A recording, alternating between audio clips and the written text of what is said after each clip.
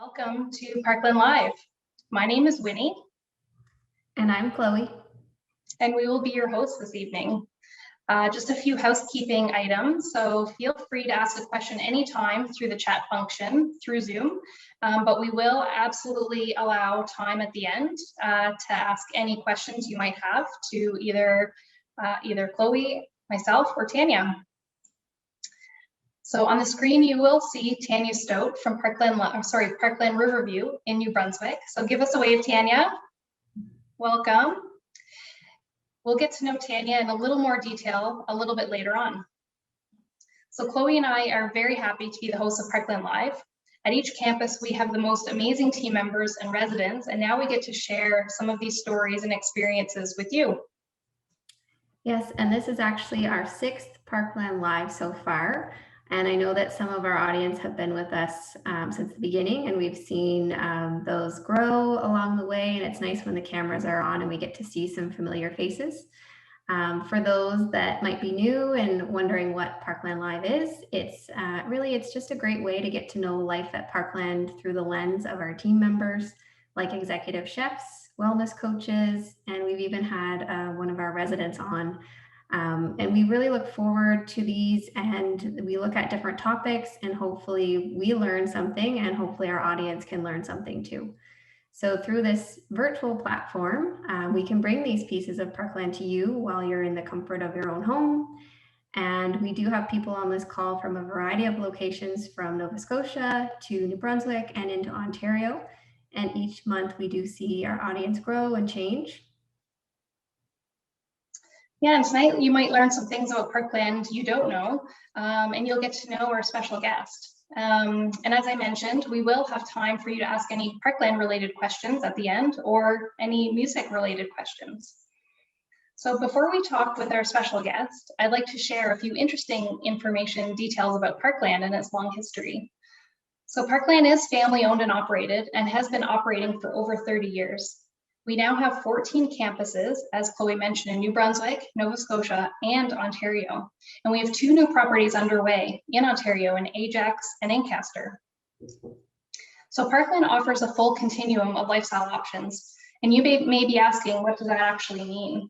So what it means is that as your needs change, your style of living doesn't have to. So whether you're looking for a premium independent apartment, which happens to have access to fantastic services and amenities, or you require access to supportive care, you can live comfortably knowing that you have the support from the Parkland team every step of the way. So it's very important at each of our communities, from the music that plays outside as you walk in the doors, to many local musicians that we've had performing for our residents. And our recreation programming inspired by music, we understand that music is a very effective way to improve health and wellness and incorporate it into everything that we can. So we see how music plays a powerful role in residents' lives. And just think how you feel when you hear your favorite song, and how your mood shifts when you hear a sad song. Music can instantly change how you feel. I know that I certainly use music when I need a little pick-me-up.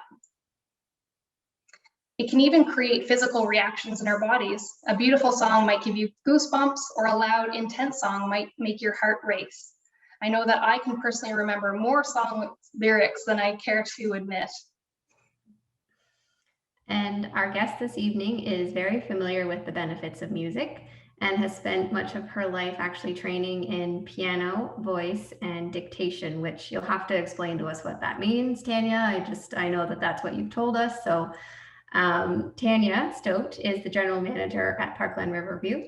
They're located just next door to Moncton, New Brunswick. Parkland Riverview is a beautiful community, and this is what Tania has told us, is that everyone is very welcoming, and there is an overwhelming sense of camaraderie as you walk through the doors.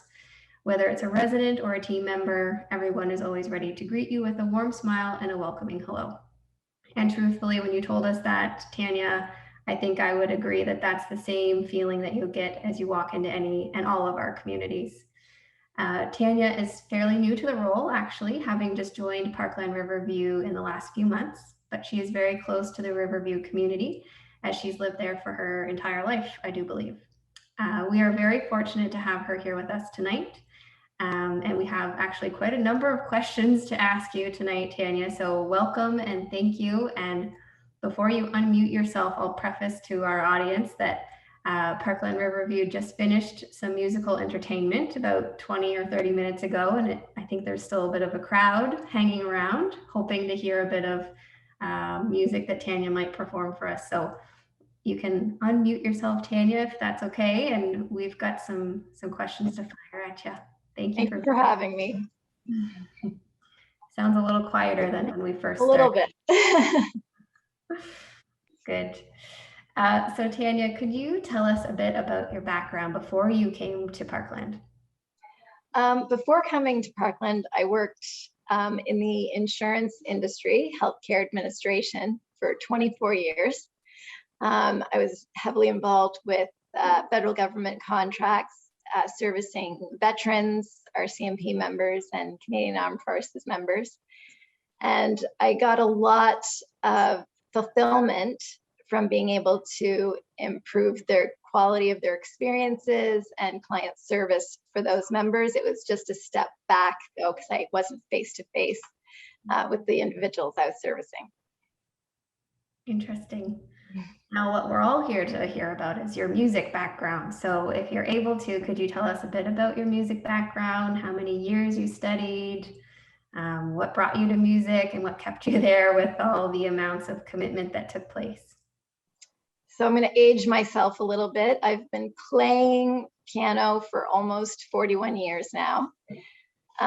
During that time, I had 17 years of formal instruction.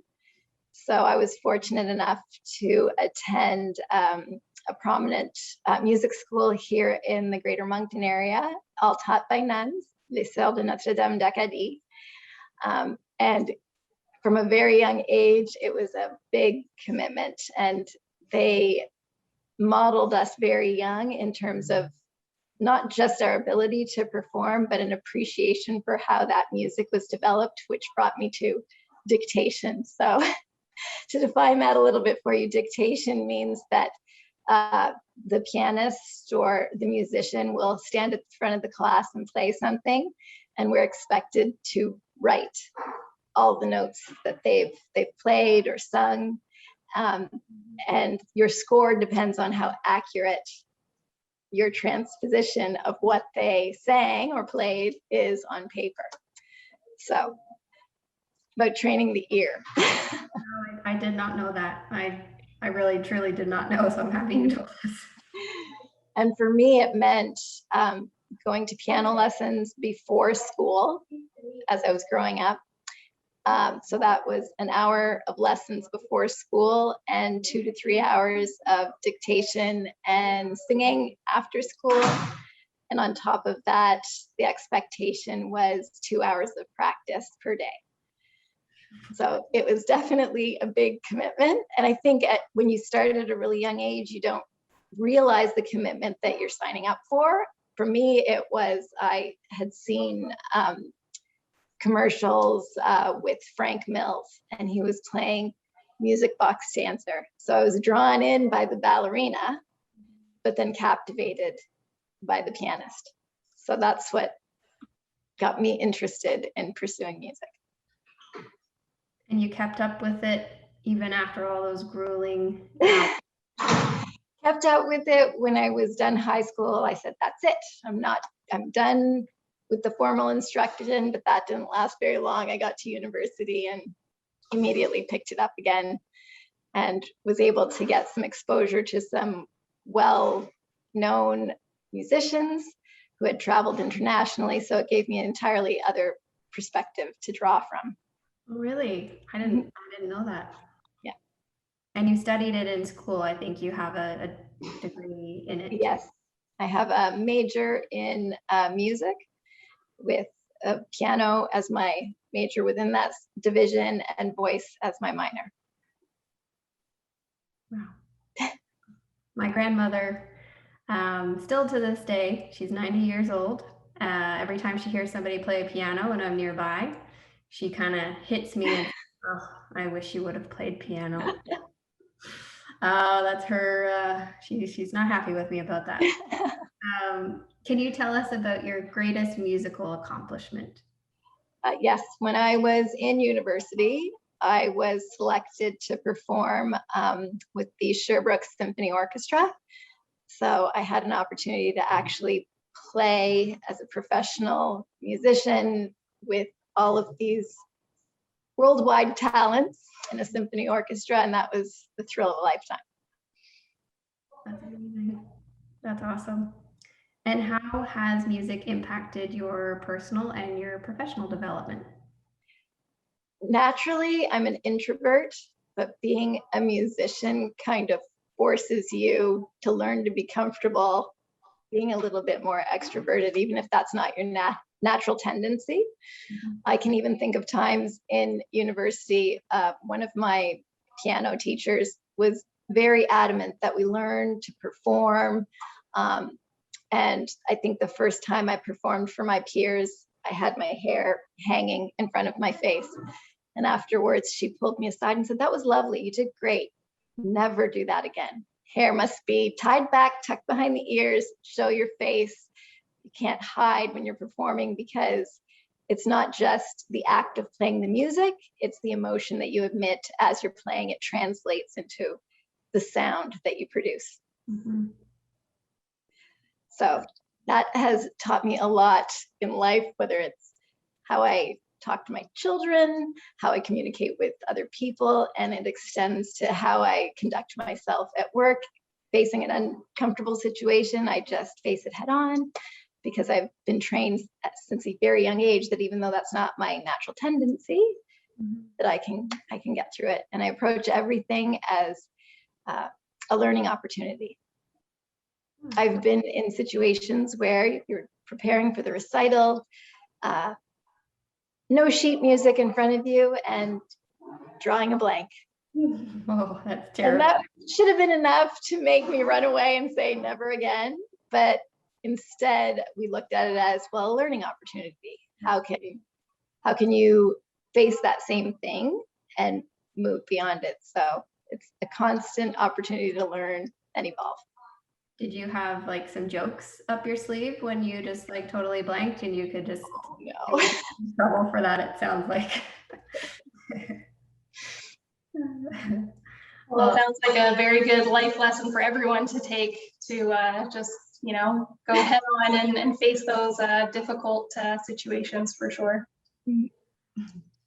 Tania, we're wondering how you see music bringing people together, specifically at Parkland. Well, it's funny, you mentioned earlier when you were introducing tonight's event how music can make you feel. Well, it just naturally, it makes you feel a certain way depending on the music that's being played, but it naturally draws crowds. It's infectious.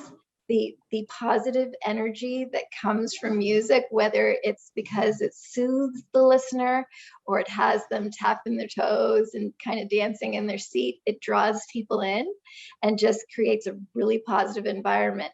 We had a pianist here tonight, and while he was here to provide dinner music, sure enough, people lingered afterwards with a coffee just because he was soothing to them.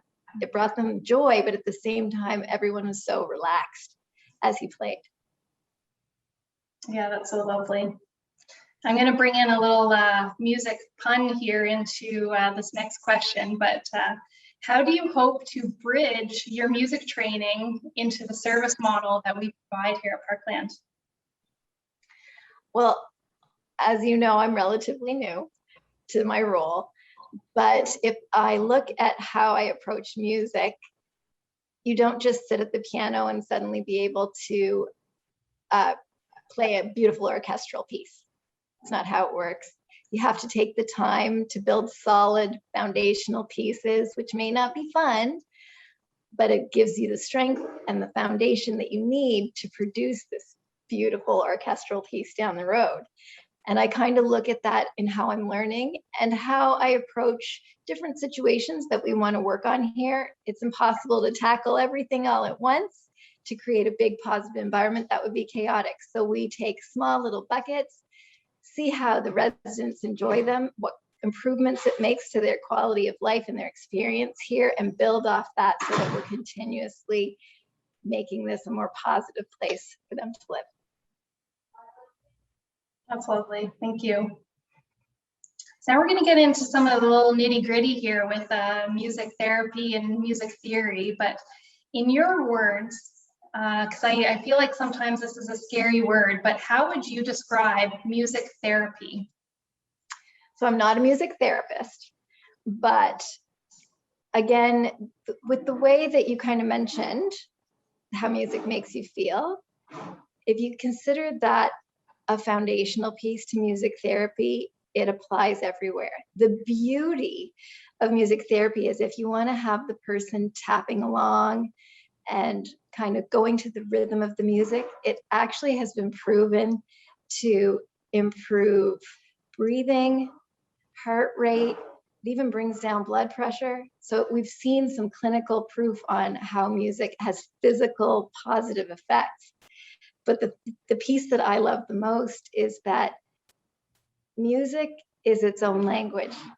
You don't need to worry about effective verbal communication with someone who may be experiencing cognitive difficulties or who may be very introverted and not interested in talking.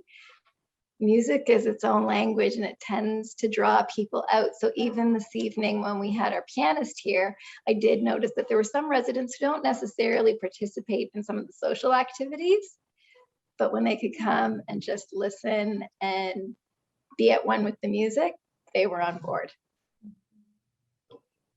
Yeah, it's so true, you know, and I think that music is really a binding agent, and it really brings people from different crosses of life together, and maybe in ways that wouldn't necessarily, you know, interact. So that's so true. Mm-hmm. Can you tell us a little bit about music theory? I think that's another kind of scary word that that people might encounter.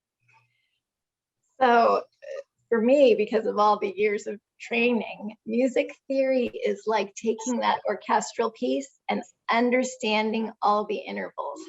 It's very much like math. Every musical piece has a formula applied to it. And I know that even in university, you know, classically trained musicians as professors will tease rock and roll bands and say, well, you just need to know how to do 1, 4, 5, and that's it. Because the ear listens to intervals that are in 1s and 4s and 5s. It's an easy interval for even an untrained ear to hear. And a lot of the melodies that you'd hear in any popular song follow that basic rhythm. So when I look at some of these more complex pieces, I have to dig a little deeper like a formula. And it's just, on the flip side, train my brain that that's how I look at a lot of things now. I'm just conditioned to, it's a beautiful piece on the outside. What are all the beautiful supporting layers that created that base? Yeah, it's over my head and a little technical, although I will say, Tania, I did play the trumpet from grade 7 through grade 9. Oh, so, you know, I have a small bit of music theory training. But enough about that. Let's get to the good stuff that people really want to hear. We want to hear your lovely talents, Tania, and hear some selections that you have chosen for us on the piano. So I'll let you get set up so that we can get some good sound through the microphones here. And then I'm going to give you the spotlight. I don't know if you want to give a little intro to your piece, and that'd be great. So for most of the pieces, I'm just playing excerpts of bigger pieces. The first one I picked is a fun one that everyone knows. It's Führelis, Beethoven. The funny thing that I like about this piece is that it actually was only published 40 years after Beethoven died. And there's a little drama that goes with this song. There's a debate on if the piece was actually written for a woman named Elise, who happened to be a very talented vocalist, or if it was for one of his students. So there's some debate on who it was actually for, no agreement, but it's a fun one that everybody seems to recognize. So I'm just going to switch my microphone.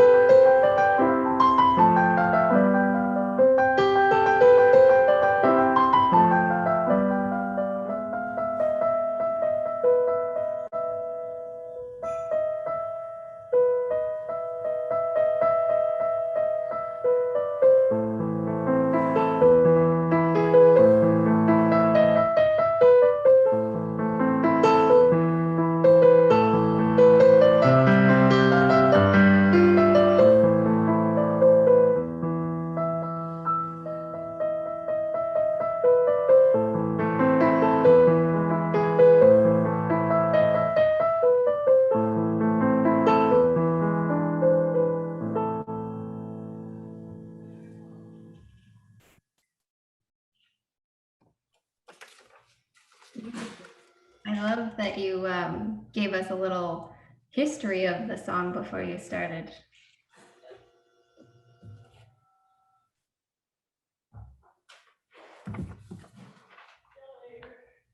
I'm sure you've got an audience there.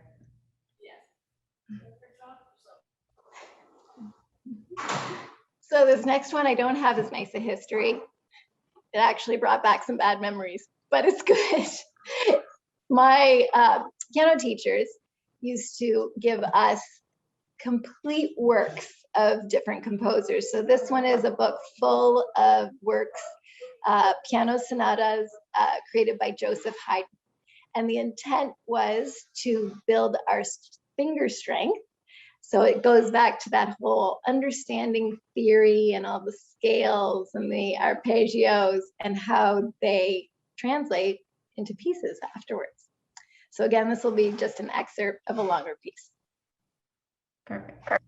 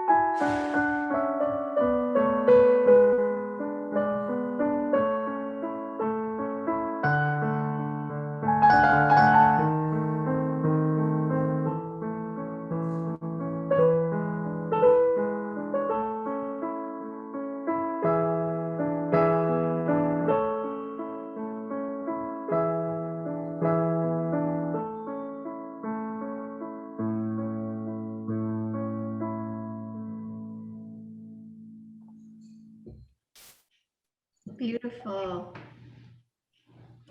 I'm very aware that the camera's on me and I felt myself kind of swaying.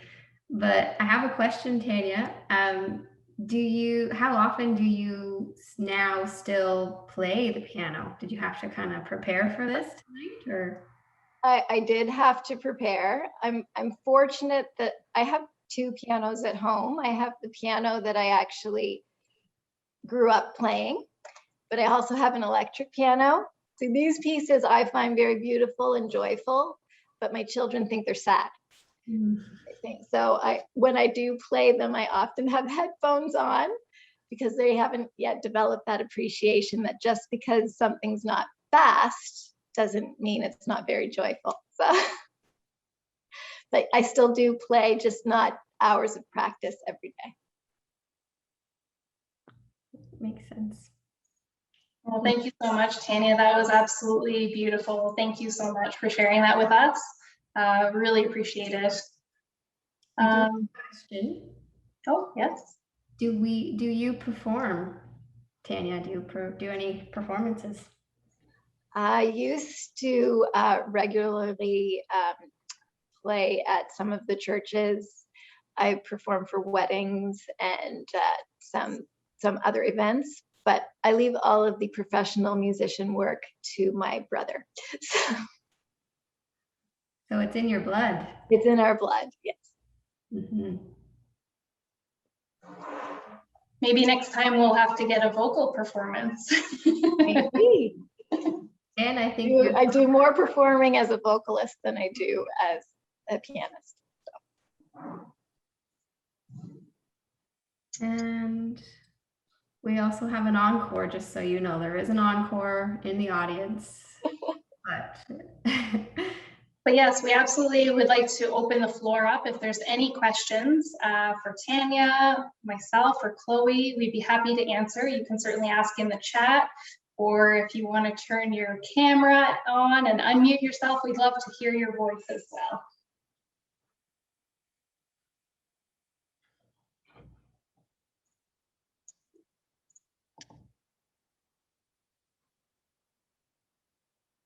So we do have a question. Do you have live music at Parkland?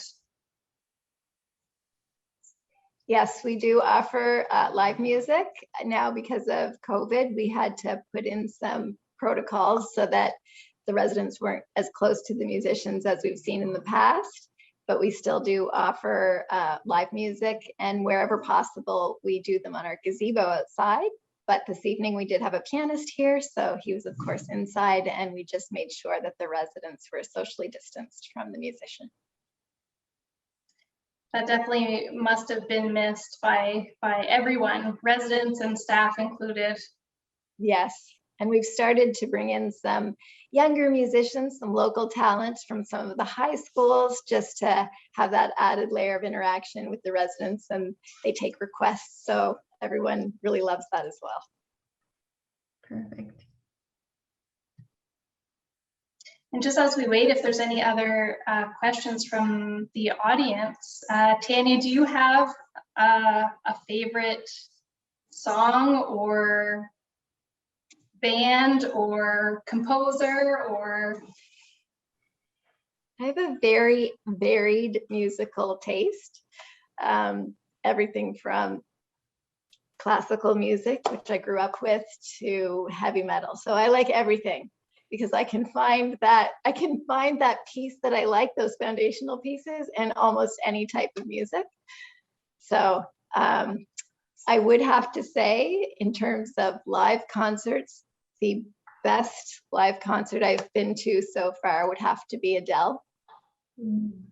And I also, years ago, got to see, before he passed, got to see Pavarotti perform. And it's just an experience you can't even put into words. Amazing, the talent. Absolutely, I can only imagine those vocals from both of those artists bringing that to the table. The power, I'm sure, behind both would be unreal.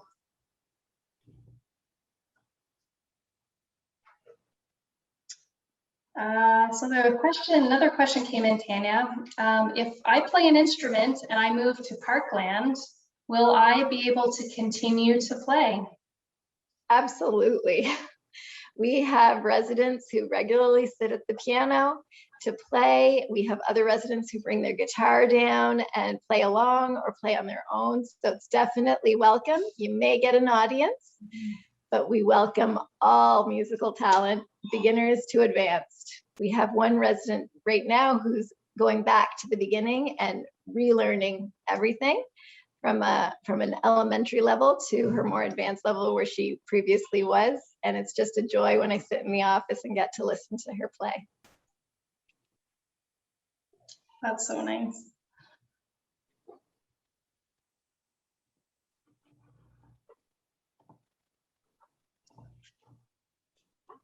Right. Well, if there aren't any additional questions from the crowd, Tania, thank you so much. It was such a joy and a pleasure to hear your talent and have you play for us tonight. It was honestly very, very lovely. So thank you so much. Thank you to everyone who tuned in this evening on this summer evening. I know it's tough to get people come out in the summer, but we appreciate you all being here. And as we conclude, Tania, we want to